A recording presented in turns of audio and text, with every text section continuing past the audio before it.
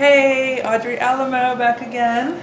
I am with my friend Marnie Lawson, and Marnie and I met at a nutrition class. One of the benefits of having cancer is we get to be a part of this thing called Thrive Well, and they offer all kinds of classes, and it was a really cool all-day nutrition class. And I remember I had to bring my crazy chair in. I have this gigantic lawn chair thing. But Marnie came over, and I just immediately thought, this girl is so cool. I want to get to know her. So, hey, would you start by introducing yourself and your age and Yeah, sure. where you're from? I'm Marnie Lawson. I am 39, and I'm originally from Oscoda, Michigan, and military brat. Kind of moved everywhere with my family, so we lived in different countries, but wound up being here, so transplanted in San Antonio, Texas. Yeah. And you are now cancer-free, right? I am. Yay. Yes. But can we go back a little bit and talk about your diagnosis? What Sure. is your diagnosis, or what was it? Stage 1 breast cancer on the right side, but then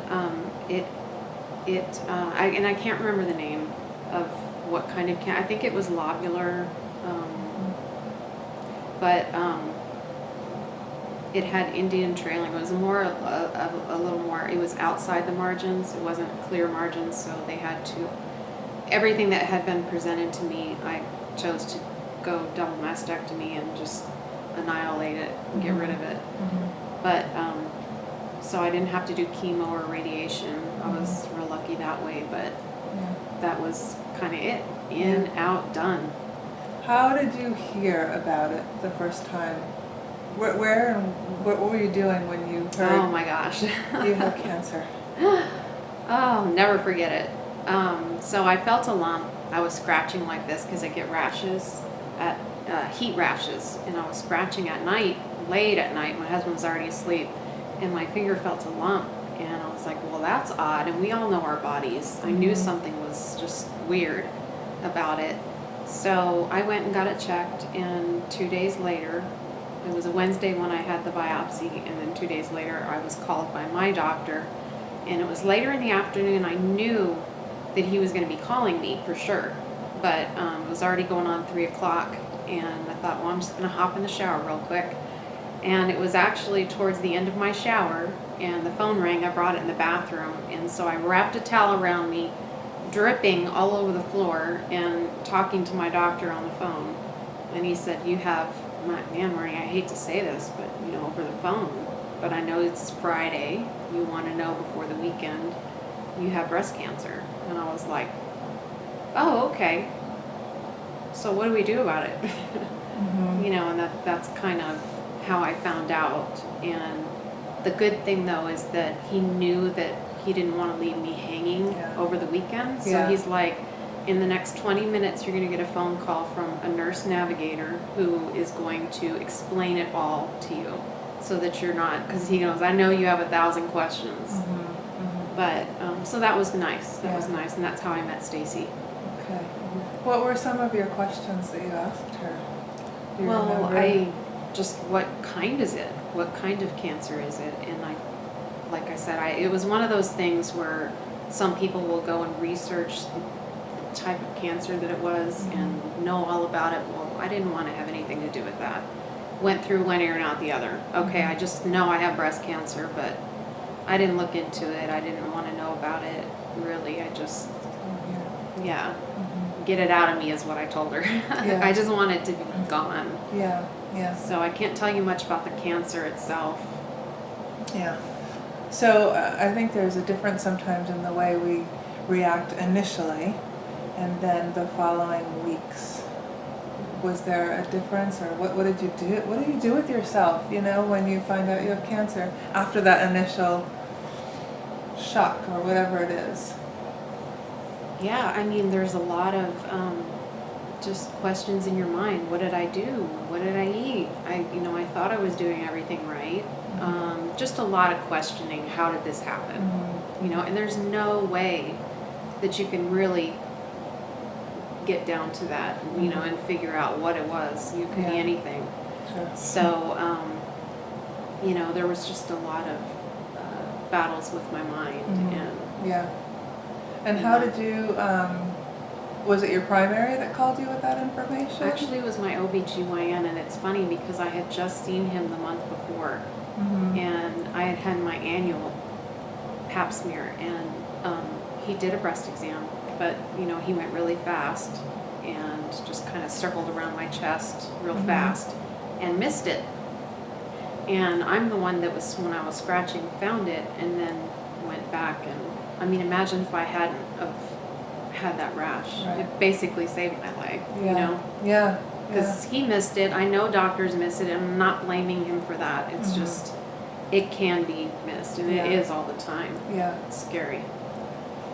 So how did you find your oncologist then, or how did you? What do you do? I know I was just like I don't know who to talk to. Oh or yeah, what. that was really overwhelming. I mean, that's where Stacy came in, my nurse navigator. She is wonderful. I was like, okay, well, oh my gosh, I don't know what to do. She goes, well, that's why I'm here. Yeah. She said, I'm going to get you a surgeon and recommend one, and she did, and we picked him out, and then she made the phone call and set up my very first appointment, because I was like, I don't know what to say to these people. I have cancer, okay? Right. So she did all the talking and setting it up, and then when I went to go see Dr. Fisher, who was the general surgeon, he's the very first doctor that I met with, and he went over all my options, and pretty much right then and there I knew I was going to go double mastectomy, because I have 2 teenagers. I want to see them have babies and get married. Well, get married, then have babies. And, you know, just that I love life. I wanted to live. So I said, get rid of them. I don't care, you know. Yeah. But so I found him, and then it was amazing. I mean, this is awesome because not every doctor does this, but he took a piece of paper and filled the entire thing and put first choice, second choice, third choice, fourth choice.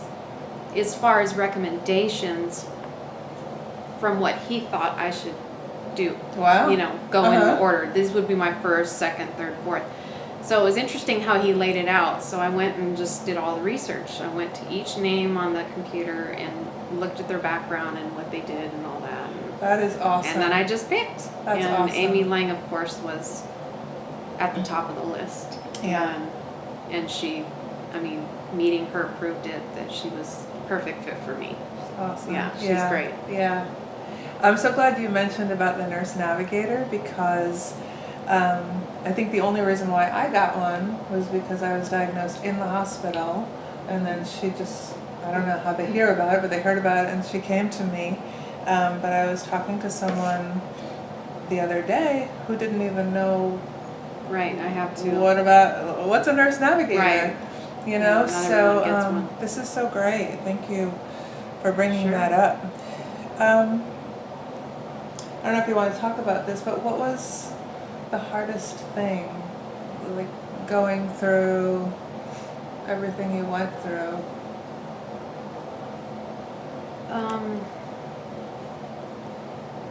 Honestly, I mean, whenever I'm faced with challenges and I'm given a list of tasks to do to meet that challenge, I'm one of those that's, okay, well, give me the list. Give me a pen, mark it off. Done, next, done. You know, so tackling cancer wasn't really the problem for me. It was like, okay, I'll do it. Tell me what to do, I'll do it. So I did all of that. What I wasn't prepared for was the emotions and dealing with being on the journey and things that would happen while being on that journey. I thought immediately everybody's just going to surround me and I'm going to be loved and supported, and such was not the case. I was very surprised that, and I'm not sure if it's that friends don't know how to deal with it, so they kind of distance themselves, or I don't know. It's like I caught a disease that was contagious or something. You know, everyone just kind of scattered. And more when I was talking to people about it, other breast cancer warriors and that surprisingly it's kind of common Yeah. for people to not be by. That was really the hardest thing. It wasn't anything else. Yeah. Even family Yeah. distance themselves or never said a word. Yeah. You know, and you need that. It's really important to have the support. Just having someone text, write a letter.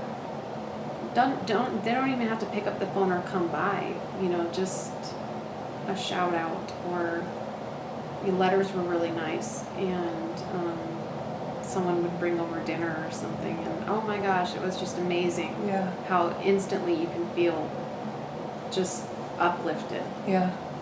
So Yeah. it's not really what they say, right? It's just that they're maybe there or do just Yeah. something, that Yeah. they said something. Exactly. It's just that you want to feel like you're not in it alone, Yeah. because it is a lot for one person to take on, and you Yeah. can't do it alone. Yeah. There's no way.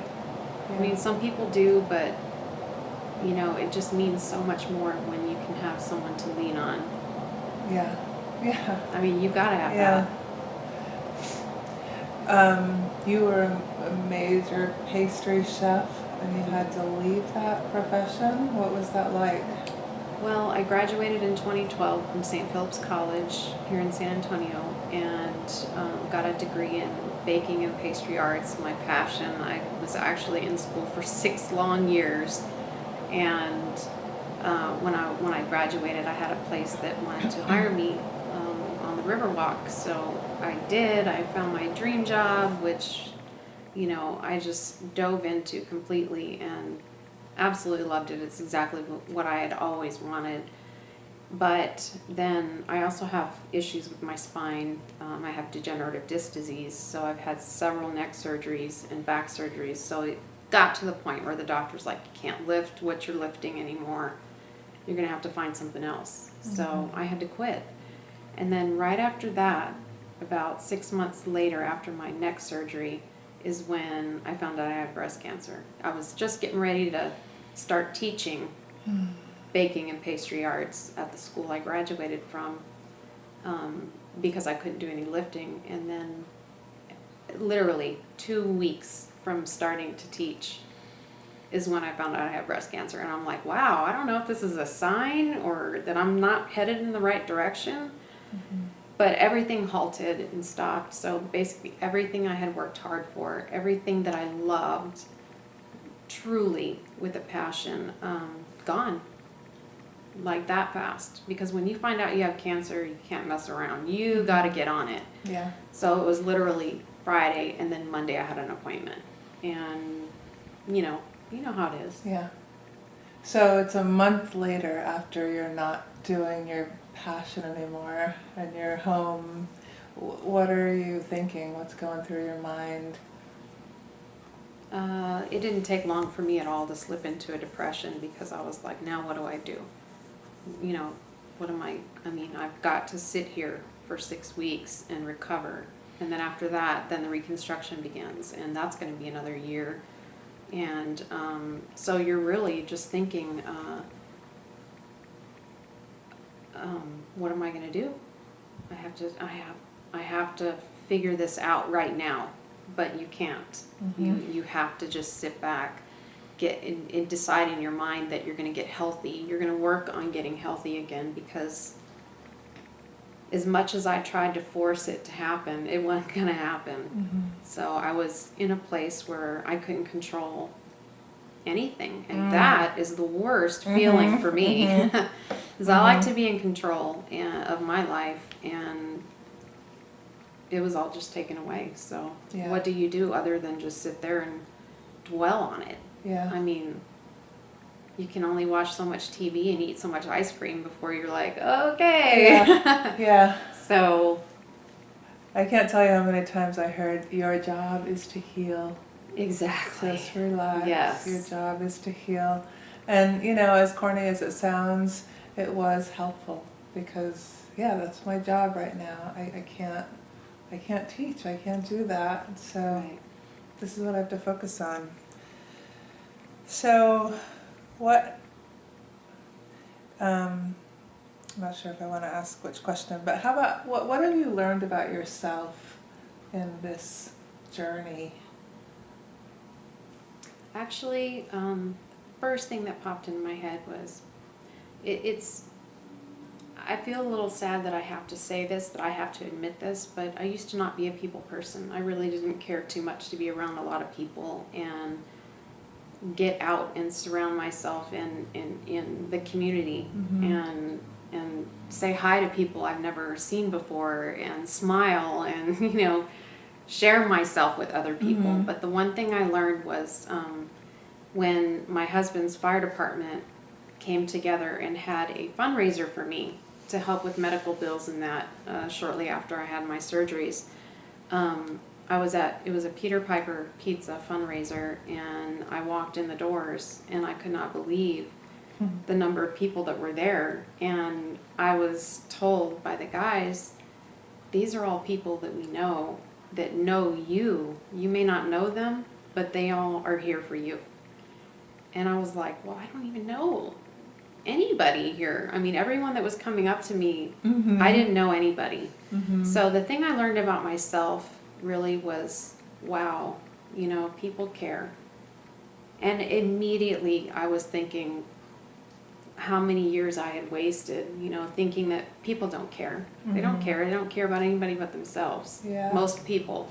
When it wasn't true. I mean, there were a lot of my friends that didn't make it, out that night. But, I mean, I made brand new friends, met strangers that would put $100 bills in the hat, and I'm just like, wow. So that really opened my eyes, and that's when I decided to make it a mission in my life to change that. Wow.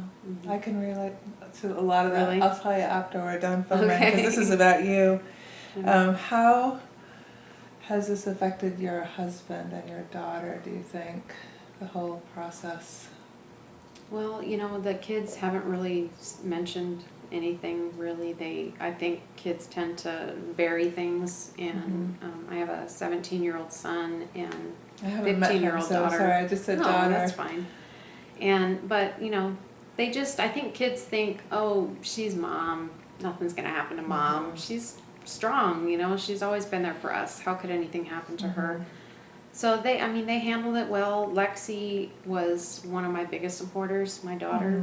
The day I came home from the hospital after having the double mastectomy, she and my mom had to help me get in the shower. And she was, she's 15, she was 13 at the time.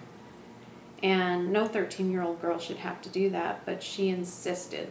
I'm helping my mom. Oh my goodness. So for her to see me in that way, she kept herself really strong. But then my mom told me later, she goes, you didn't know this about Lexi, but she'd go outside and cry away from you. So, wow, what strength.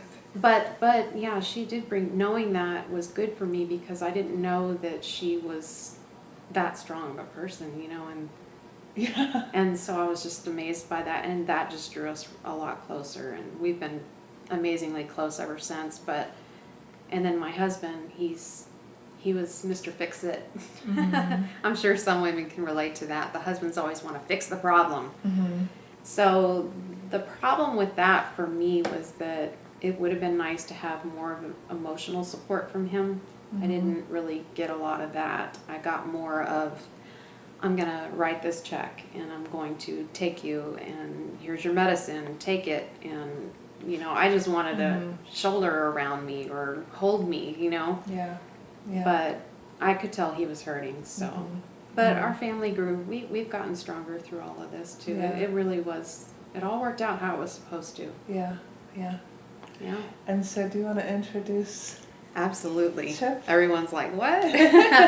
This is my baby Chip. Oh. Isn't he cute?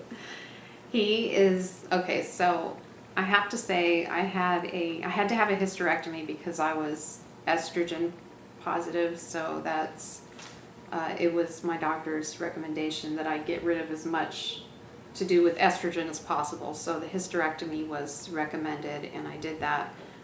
What I didn't realize again was the emotions that were going to come with that. And so I felt robbed, my body, what held my children for 9 months was taken away from me. And I I had a hard time with that, Mm-hmm. you know, losing that part of my body. And so during that time I was home a lot, and the kids just didn't come out of they're teenagers. They didn't want to come out of their room and hang out with mom. Mm-hmm. So I was in the office with my husband one day, and I said, I really need a puppy. I need a penny. He's like, oh, hell no. We're not getting a dog. So the only way I could convince him was to tell him that there are hypoallergenic dogs out there. And a Yorkie is one that is hypoallergenic. You won't have allergies to them. And so he said no. And I started to cry, and then he said yes. Note to self. I know, Cheers. exactly. Yeah, so it worked, and here's my baby. And How has he helped you? oh my gosh, emotionally, the first day, you don't think about yourself anymore. You don't think about the pain as much. You don't think, because I mean, they're just like little babies. Yeah. He needs me 24/7. Oh my gosh. So it turns myself away from all my woes and sorrows and, you know, pity parties or whatever, and just take care of him and meet his needs, and it's all about him now. But the great thing is that he gives it all back through love. I mean, Yeah. he doesn't ever want me out of his sight, and it makes me feel special and Yeah. loved, and he's been by my side ever since. I'm training him right now to be a service dog. And how he will help me is with some of my mobility issues. We're still working on the details of that, but he's been great. He's been wonderful. Yeah. Speaking of giving back, Oh, you have been such a giver. I'm going to get the pillow while you Sure. talk about it, and tell us about your heart to heart, what you're doing. Sure. So when I first met my nurse navigator, all the information and everything that she had given me was very overwhelming, and I almost was like, I saw her mouth moving, but I really couldn't hear much coming out. I was so overwhelmed and frustrated at the fact that I was even sitting here. But when she excused herself from the room and came back, and she handed me this pillow, and I was like, this is for me? And she said, absolutely. She said, this is something that a volunteer made for you, and attached as a personal note of your journey and the fact that she had gone through a similar journey. And so right when she handed it to me, it just made me feel instantly happy, and just that someone cared enough to do that for me. That takes time, and I knew that. But then also too, I was told that it would help with healing. It would serve as a barrier between your chest and the seatbelt for when you're driving home from the hospital. And I said to myself in my head, because I have a crafting gene in my body, my mom and I both do, and I was like, that'd be something that I would love to do. So I made a mental note, and 2 years later, here I am. We started this heart pillow ministry, and so my mom and I and volunteers have been coming together and making these heart pillows through donations of fabric and beads and ribbon. And and you can it's find amazing. her on Heart to Heart Breast Cancer Pillows That's right. on Facebook. Yes. So if you want please come more visit. Marnie, which everybody does, Heart to Heart Breast Cancer Pillows. You kind of touched on a bunch of things, but what would you say that the most positive thing, or if there have been blessings out of this whole experience, what's one of them? What's a major blessing that you've had? Really? I mean, I already know the answer to that. I'm not thinking about it. It's just that I go straight to friendship because I'm a friend. I love to be a friend. I love to have friends. And I was telling a girl just a few minutes ago on the phone that I am sort of mentoring through the process of breast cancer, that the one thing that really shocked me was the loss of friends and family. But the blessing, I told her, was that you don't know and expect is going to happen is in meeting other breast cancer patients, warriors, and survivors, in that you're going to meet and make a whole new family of Yes, friends. you are. So what you lose, you definitely will gain, but you have to make yourself be willing to just let that guard down and let people in, because it's really what's going to get you through. Yeah. Yeah. I'm That was so my biggest honored. blessing. Thank you so much for this. Sure. Did I not cover anything? Is there anything else that you want to share or you think is important for people to know? When I was doing interviews over the phone with radio stations and the news here in San Antonio, the local news station, the one thing I told women that was shocking to me, because I was 37 when I found my lump, and I wasn't due to have a mammogram for another, 10 years or so, or 8 years, something like that. And what I said was, if I hadn't have found the lump, I wasn't going to get a mammogram, nor would they cover it, even if I wanted one, because I wasn't of age to have one. So what I try to get out to people through the heart pillows and that on my Facebook page is to post facts about breast cancer, and a big one is that it's not just for people over 45. You really have to pay attention to your body, and if you feel something that's not right, don't try and self-diagnose. Go and get it checked, because it's worth it. If I hadn't, who knows what stage I would be right now. Right. So really, I would just say, other interesting thing real quick I'll throw in is, when I found my cancer, I was laying down. But then when I went, I don't know why, I thought, well, let me go look in the mirror, maybe I'll see it. But when I stood up, I couldn't feel it. And I thought, well, that's odd. Maybe I just imagined it. So I went to lay back down again. Well, what I didn't realize is some tumors can be felt only standing up or only laying down. So when I did my exams, it was always in the shower, and that's why I never felt it, because I was standing up. So, be proactive about your health, and you have to take control. And honestly, it could really mean the difference between stage 1, stage 4, chemo, not chemo, Yeah. Yeah, absolutely. So pay attention and listen to your body. Thank you. Sure, thank you. Thank you. You're welcome. Are you a hug? Yes, absolutely. So glad we met. Be blessed, people. Be blessed.